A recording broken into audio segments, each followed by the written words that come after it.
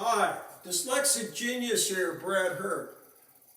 My phone number is 864-236-1680, or you can email me at dyslexicgeniushurt@gmail.com. This is a North American phonograph company, Class M. In 1888, Edison did a 72-hour marathon in working and getting this running. But what's interesting about a Class M first is nowhere does it say Edison on it. It says North American Phonograph Company, which is very interesting because Edison liked his name on everything. And this is a picture of Edison after his 72-hour marathon working on the Class M. Well, let us start looking at the machine. These run on 2.4 volts of electricity, and they are battery operated. You could put them into sequence, and the batteries that they had look like this, and this is new old stock. If you look closely, you will see that the paper is still around it. So it's never been touched. Never been touched. And you would run the two wires from here over to the back here. And because these things run on very low voltage, I have a Wyatt Marcus electrical converter here on the floor. And also Wyatt Marcus is a good friend, and he came by and I had a little problem and he fixed it for me. And that's what you do in this hobby. You know, I have friends of mine, been collecting 30 years, and they call me up and say, how do you fix this? Oh, this is how I do it. Or I call somebody and say, hey, what about this? And this is what you do. Well, let's get back to the Class M. First, we'll start on the reproducer. They have a glass diaphragm in them, and we have the adjustment as usually, but we have this cool little wire right here that clips. When you put the horn in, it holds the horn in place. And I think they should have kept this on all their cylinder players because the horns will always kind of rattle a little. It has a shaver attachment because you can make home recordings with a brown wax, and brown wax run usually 125 to about 145 RPM. I have this one set at 160 so I can play the black wax on them. They have an in-gate, just like most early Edisons. This is the first commercially made phonograph, and this is the swath box. So when you shave your cylinders to make home recordings, this saves all the brown wax. Usually you have this missing when people show you the Class M, because this is the classic look without the box in there, but it's very nice. This is an original speaking tube to make home recordings. And this is the original listening tubes, but you see the wire in here. This is the original wiring. Rest of this is the white tubing is all reproduction. Because it rotted. It rots away. And in the picture with Edison, you'll closely see that there's a little wire that goes around here to hold this thing in place right there.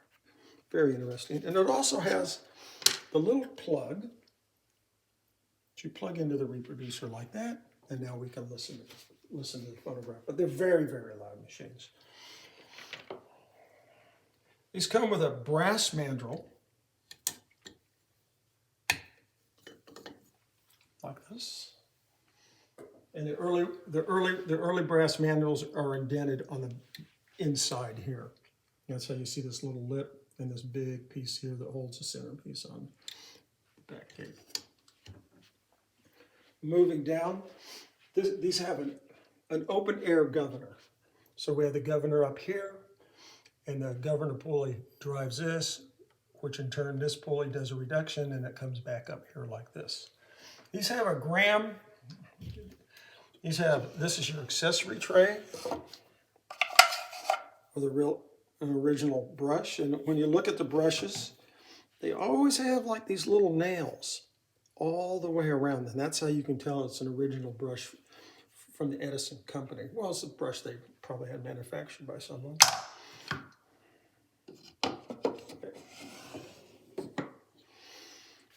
So the power of these is done by a gram ring armature.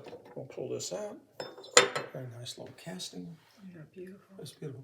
You can see in here, you can see this is the armature, and then there's a little bar right here that comes up and it connects to the armature. Right there, you see that little bar? And it has little brass things on it to make contact. So what they called was a gram ring armature. It's round, soft metal, probably cast iron. They're about this big. And they wired it in. And so they wired in, put a spacer, and they wired all this in sequence all the way around. And then each area that's been wired in between the spacers is directly wired into the top of the armature.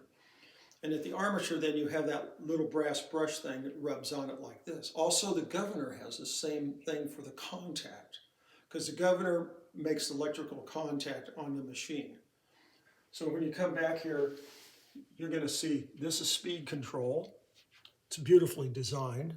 And then you have this bottom bar that comes up, and it kind of floats under the governor right here on the other side. You can look over here, you'll see.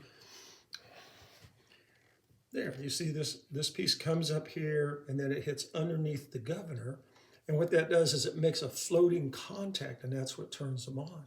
Now, they're interesting machines for their age, because we're talking 1890s here.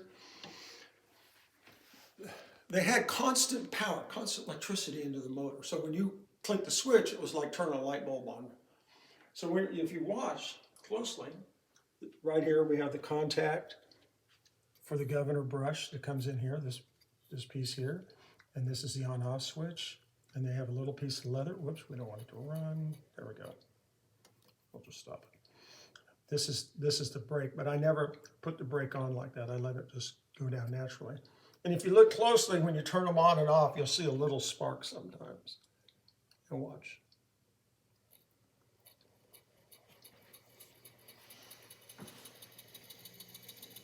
They're fascinating machines. Lucky enough, I have a dear friend, Wyatt Marcus, and he came down to visit on a trip, and I said, Wyatt, I have a little problem with my Class M. So I gave him a glass of wine, and he said, oh, your contacts are dirty. I said, oh, man.